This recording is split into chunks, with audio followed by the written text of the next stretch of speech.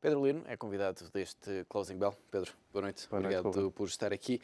Olhando para este mês de agosto, nas bolsas europeias e também nos Estados Unidos, se compararmos com o agosto do ano passado, em que foi um mês turbulento, com o corte de rating nos Estados Unidos, com a indefinição que se vivia na Europa. Nesta altura, vivemos também um período de indefinição, mas há um comportamento diferente dos investidores, estão sobretudo à espera.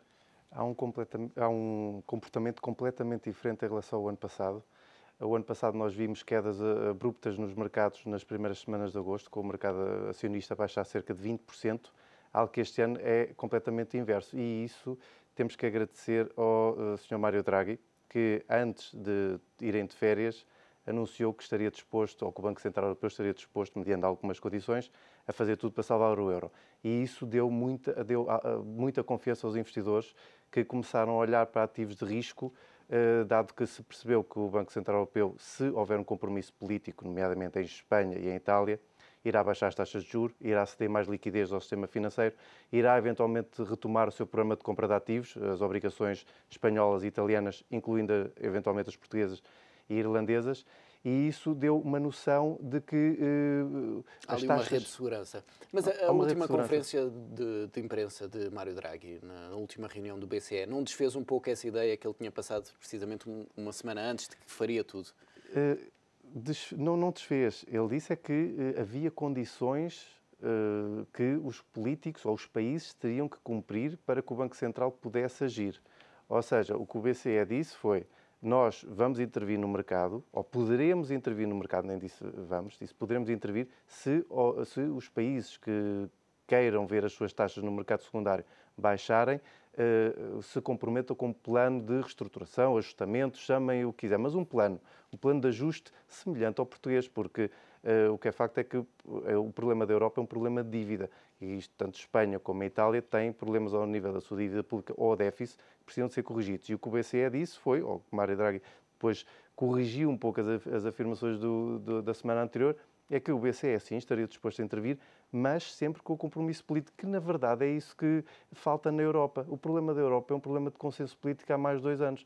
É o problema dos gregos dizerem que vão fazer uma coisa, não fazem. É o problema de haver calendários políticos diferentes. Foram as eleições em Espanha, foram em Portugal, na Alemanha vão ser no próximo ano, na Itália substituir o governo. Por isso, houve aqui um calendário político, e o problema na Europa é mesmo esse, é a falta de consenso. E o que o BCE disse foi: reúnam um consenso político e nós ajudaremos. E Espanha e Itália estariam aqui à espera de eventualmente terem essa ajuda sem o compromisso político, sem o compromisso com a austeridade? Principalmente Itália. Itália, nota-se que anda-se a colar muito a França, porque a França também não tem uma política diferente. Acha que o Banco Central devia imprimir dinheiro, o que alguns políticos defendem, acho eu, muito erradamente, porque não é viável um Banco Central Europeu imprimir dinheiro sem contrapartidas. Isso seria permitir o facilitismo e dizer que os políticos podem fazer tudo o que quiserem, as populações não têm que sufragar os políticos, que o dinheiro viria facilmente.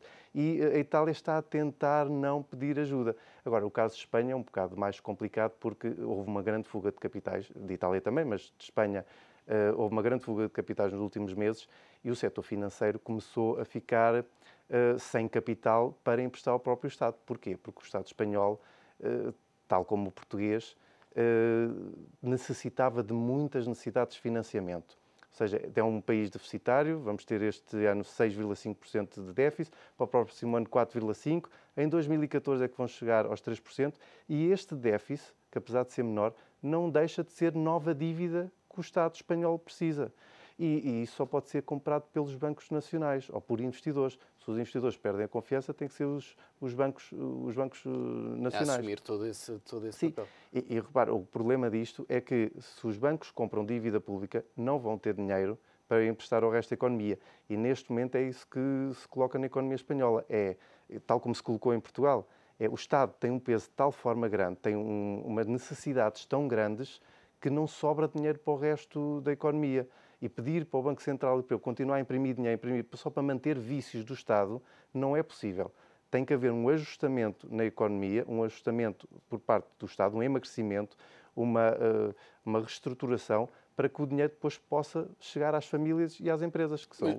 Voltando aqui ao dinamiza. comportamento dos investidores, e precisamente Sim. nesse caso de Espanha, se não me engano, o índice espanhol, o IBEX, está em máximos de junho, Sim, exatamente. sensivelmente 2 meses. Esteve a recuperar. O mercado não deveria estar a incorporar precisamente todas essas preocupações ou já está aqui a trabalhar com um cenário de um resgate? O mercado espanhol começou a recuperar substancialmente quando Mariano Rajoy não pôs de parte o pedido de ajuda ao Banco Central Europeu e à Comissão Europeia, ao Mecanismo Europeu de Estabilidade. Ainda não sabem a quem é que vão ter que pedir ajuda. Isso é algo que está a ser trabalhado e nas próximas 2 semanas vamos saber. Mas a partir do momento em que os investidores se aperceberam que Espanha não se opunha, isso alterou completamente o cenário de Espanha. Porquê? Porque se Espanha pedir ajuda, significa que vai ter um programa de ajustamento controlado, supervisionado, vai ter empréstimos a taxas bastante inferiores às do mercado. Não é possível Espanha estar a pedir emprestado a 4% a 2 anos ou a 6,5% ou 7% a 10 anos. Isso não é viável para uma economia espanhola. Ora, se Espanha conseguir negociar um plano de ajuda, eu acho que pode conseguir taxas de 1,5%, porque o Banco Central tem vindo a baixar as suas taxas. Portugal irá beneficiar também, porque neste momento pagamos 3,5%, vamos a reboque com certeza, mas principalmente Espanha irá conseguir condições bastante positivas, o que pode ajudar a dinamizar a sua economia. E eu acho que vamos muito por esse caminho das taxas de juros, que é um plano negociado com a Europa, de modo a que Espanha não tenha que fazer um ajustamento tão abrupto quanto Portugal fez. E pegando precisamente na questão das taxas de juros, há pouco ouvíamos aquele analista a dizer que o BCE não terá outra solução perante estes dados macroeconómicos que não seja cortar as taxas de juros. É essa a visão o mercado, que impera nesta altura no mercado? Está a incorporar uma baixa taxa de juros este ano ainda de 0,5%, ou seja, as taxas de juros podem chegar a 0,25% em dezembro ou janeiro. E isso, este cenário, porque é que acontece? Porque existe um abrandamento da economia europeia. Estas duas economias, Itália e Espanha, se adotarem um plano de ajustamento, vão passar por recessões, se calhar, mais severas. Portugal ainda não saiu da crise, ainda está e vai continuar até pelo menos o primeiro semestre de 2013 em contração económica. O crescimento em Portugal também só deve recuperar, ou deveremos estar mais otimistas no último trimestre de 2013. São demasiado otimistas as perspectivas de estabilização em 2013, que foram ainda esta semana avançadas pelo Primeiro-Ministro? Eu acho que ainda estamos a ser um pouco otimistas por uma razão, porque dado que no próximo ano não pode haver cortes de subsídios de férias ou de Natal da função pública, vão ter que ser arranjadas alternativas. Essas alternativas, se passarem por toda a população, ou uma sobretaxa num dos subsídios, isso vai atingir o consumo privado de tal forma que vai adiar a recuperação da economia interna. Por isso é que eu acho que só mais para o final de 2013, com a recuperação da Europa, com a estabilização da situação em Espanha, porque Espanha é o nosso maior parceiro comercial e afeta-nos diretamente, só a partir do último trimestre de 2013, é que eu acho que vamos ver retoma. E isso é um pouco por toda a Europa. Os países do sul da Europa e até a França, que está estagnada, a Alemanha é a única que consegue crescer, os países nórdicos, mas mesmo assim até o crescimento da Alemanha já é menor. E o que é que o Banco Central Europeu quer mitigar uma recessão profunda na zona euro. Quer que haja uma rede de segurança, mas ao mesmo tempo que quem tem empréstimos à habitação, créditos à habitação, possa beneficiar de taxas mais baixas, dado que estão indexadas ao Euribor. Mas ainda tem um impacto significativo a nível económico, esta redução dos 0,75 para os 0,25? Tem por uma razão. Se as taxas Euribor continuarem a baixar para 0,25 a 3 e a 6 meses, ou forem nesse caminho, isso significa dinheiro para as famílias, porque os empréstimos, o custo dos empréstimos de habitação vai descer. Ora, é o equivalente a uma baixa dos impostos. E isso é o que, na realidade, a Europa devia ter sempre funcionado assim. Mais política de austeridade, mas uma política monetária que ajudasse, por um lado, a contrabalançar essa austeridade. Porque uma baixa taxa de juros é sempre equivalente a uma baixa de impostos para quem tem dívidas. Ou seja, temos um crédito à habitação, é expectável que se pague menos, ou seja, essa diferença de poupança já é menos sacrifício que as famílias ou as empresas têm que fazer e com isso ou podem poupar ou podem gastar em consumo. Mais rendimento disponível. Olhando Para a Alemanha, tivemos esta indicação. 30 sessões consecutivas em que as taxas, em alguns prazos, estão a negociar em valores negativos. É também um bom reflexo daquilo que vai na mente dos investidores nesta Mas altura? eu aqui acho que há outro pormenor que está a escapar a muitos analistas. É que o Banco Central da Suíça tem vindo a intervir há meses e meses nos mercados cambiais, nomeadamente comprando euros. Ora, o Banco Central da Suíça tem que investir em ativos AAA. Quais são os únicos ativos AAA na Europa? São a Holanda, Luxemburgo, a Alemanha. Não há muitos mais. Ou seja, esses são os países que estão a beneficiar das intervenções maciças do Banco Central da Suíça, ou o Banco Nacional da Suíça, porque tem mantido o euro à volta de 1,20. O que temos assistido é que alguns europeus, com medo da situação nos seus países, em Espanha e em Itália e até em Portugal, têm vindo a deslocar as suas poupanças para a Suíça. O Banco Central da Suíça, para impedir a apreciação do franco suíço, tem vindo a intervir no mercado a 1,20 e o que é que ele faz a esses euros? Aplica-os em dívida pública dos países mais seguros. E não se importa ter uma taxa negativa de 0,03, porque na realidade isso não significa nada, é apenas parquear o dinheiro, porque esse 0,03 ele vai compensá-los no ganho de competitividade da economia suíça. Por isso, eu acho que não são tanto os investidores institucionais que estão à procura De um refúgio. Temos aqui um efeito de um Banco Central Europeu que tem aumentado as suas reservas em euros em dezenas de milhares de milhões de euros, são montantes astronómicos, e que simplesmente nem... Tinha feito essa promessa de defender, de facto, aquele valor cambial. Exatamente, e no último trimestre, salvo erro, aumentou cerca de 60 mil milhões a exposição à zona euro. E esses 60 mil milhões têm que ser colocados, e vão ser colocados nos países mais seguros, porque o Banco Central da Suíça não pode andar a diversificar por países com risco elevado. Por isso, estas taxas de juros negativas, existe alguma componente de aversão ao risco, por parte de alguns institucionais, mas eu acho que a maioria é mesmo o efeito do Banco Central da Suíça. E a França também tem beneficiado em parte desta situação, já conseguiu algumas emissões também com taxas negativas, e ao mesmo tempo tem-se notado que François Hollande está um pouco menos interventivo. Eu acho que François Hollande já percebeu que quanto menos falar, melhor. Eu acho que o problema dos políticos europeus tem sido sempre falar muito, e sempre que falam, os holofotes dos mercados ou dos investidores caem em cima deles e trazem sempre alguma turbulência associada. Nós vemos, por exemplo, a Irlanda tem-se mantido, não se ouve falar da Irlanda, e as taxas a 2 anos vão a 2,7%, quase metade das taxas portuguesas, o que também não se compreende. E eu acho que Hollande já percebeu que a estabilidade está em não falar, em agir paulatinamente porque, vamos lá ver, França tem um grande problema, se fôssemos olhar, tem um Estado social muito grande, tem um enorme peso do Estado ainda, o Estado participa em inúmeras empresas que estão cotadas no CAC 40 e um dos objetivos que seria o objetivo alemão seria também pressionar a França a diminuir o peso do Estado. De alguma austeridade também. De alguma austeridade e a diminuir o peso do Estado, porque o que é facto, há muitos subsídios. Sarkozy tinha vindo a diminuir paulatinamente os subsídios. François Hollande, quando entrou, prometeu logo criar 60 mil postos de trabalho, criou logo uma taxa sobre os ricos, muitos deles já estão a fugir, não percebo como é que ele vai manter a riqueza em França. E são políticas que... lá está, temos aqui dois eixos, temos agora França e Itália, e temos Portugal, Espanha e Alemanha. Temos aqui duas vertentes políticas e eu espero que a da Alemanha predomine, porque eu acho que é que trará mais consistência em termos económicos a longo prazo à população europeia.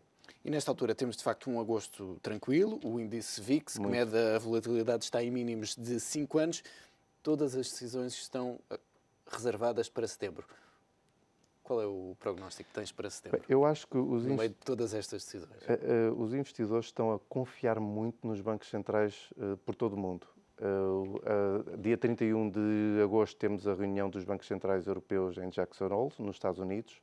Normalmente saem sempre alguns indicadores, quando foi os quantitative easing, a impressão de dinheiro, para se perceber, dos Estados Unidos, foi nessas reuniões que saíram. Temos o Banco Central do Japão, que com a economia a abrandar também já disse que ia continuar a intervir. O Banco de Inglaterra, que votaram todos os membros do Conselho de Governadores votaram a favor de mais impressão de dinheiro, mais compra de ativos. Em novembro, em princípio, também vão aumentar essa compra de ativos. Temos a perspectiva do Banco Central Europeu de descer as taxas de juros. O Banco Nacional da Suíça a continuar a intervir. Ou seja, há todo o Banco da China, Popular da China, que em princípio vai baixar as taxas de juros e as taxas de reserva, porque a China está a abrandar muito a economia chinesa e tem um impacto mundial muito grande sobre todas as economias. E eu acho que os investidores estão a incorporar que vai haver uma intervenção conjunta dos bancos centrais, porque já vimos que intervenções pontuais nunca resultaram.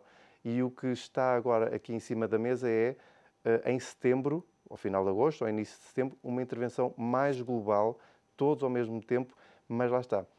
Para que esta intervenção, mesmo que seja coordenada, funcione, tem que haver um consenso político. E é isso que a Europa precisa procurar, porque senão, sempre a imprimirmos dinheiro, é estarmos a manter uma virtualidade. Tem que haver medidas reais, tem que haver ajustamentos reais, tem que haver compromissos reais. E é isso que eu acho que tem faltado à Europa. Mas o que os investidores estão a descontar é que os políticos, alguns, vão de chegar a acordo, mas principalmente que vai haver dinheiro barato por parte dos bancos centrais. E terminarmos esta volta pela Europa, não podemos deixar de falar da Grécia, esta perspectiva de um prolongamento dos prazos em 2 anos. Isto terá alguma margem de aceitação na Alemanha? Bem, Gerhard Schröder hoje veio chanceler alemão... Ele que está a passar férias na Grécia, precisamente. Que está a passar férias na Grécia, veio com uma solidariedade que é legítima, mas eu acho que ele também tem que perceber os dois lados da moeda, que a Grécia não tem vindo a cumprir. Quando disse que a Grécia está a implementar reformas, é mentira. Até o próprio FMI, que não devemos desconfiar da opinião, até eles já não querem prestar dinheiro à Grécia, está muito reticente. Por isso, acho que agora estarem a pedir mais 2 anos, quando não se fez nada, eu acho que é muito complicado, porque nós já emprestámos dinheiro, os portugueses emprestaram dinheiro aos gregos, o Banco Central Europeu emprestou dinheiro aos gregos. O que nós vemos é que o Parlamento grego também fecha 2 meses e os políticos também vão a banhos sem grandes problemas. E eu acho que enquanto o exemplo não vier de cima, também a população não vai mudar. E esta é que é a questão. É como é que se pode pedir, como é que a Grécia pode pedir mais 2 anos se eles não têm feito nada? Onde é que está o ajustamento na função pública? Onde é que está o corte dos subsídios? Onde é que está a venda de ativos, as privatizações? Onde é que está a saída do Estado? Saem sempre notícias dos partidos, os próprios partidos que estão no poder, estão muito embrulhados no próprio governo. Por exemplo, o Banco Agrícola da Grécia, Salvador, emprestou 150 milhões de euros aos 2 principais partidos políticos da Grécia. Quer dizer, e depois vem-me falar em dar-lhes mais 2 anos. Então, mas são os próprios partidos que pedem dinheiro aos bancos? Isto não é viável. Tem que haver uma completa separação entre política, que deviam ser os gestores do país, e o mundo financeiro, o mundo da economia. E não está a haver. E eu acho que a Angela Merkel, acho que se faz muito bem. Não se pode pedir mais esforço, mais compreensão a todo o resto da Europa para um país que não tem cumprido. Nós vemos que Portugal, a Irlanda, até a própria Espanha, que ainda não está intervencionada, já aplicou medidas práticas. Nós estamos a cumprir. E estar a pedir mais 2 anos sem grandes garantias, eu acho que é um pouco irrealista. E acho que a Alemanha ainda vai fazer um pouco mais fincapé. Se ceder nos 2 anos, então é porque as medidas de austeridade vão ter que ser maiores, porque o Banco Central Europeu já está cheio de dívida grega, já vai incorrer eventualmente em perdas com a dívida que comprou e não é sustentável. Estamos a pedir aos europeus que continuem a o nível de vida dos gregos. Infelizmente, nem todos. Pagam o justo pelo pecador, mas eu acho que o exemplo lá tem que vir de cima e ainda não está a vir. Pedro Lino, obrigado pelas explicações, pela presença no Closing Bell.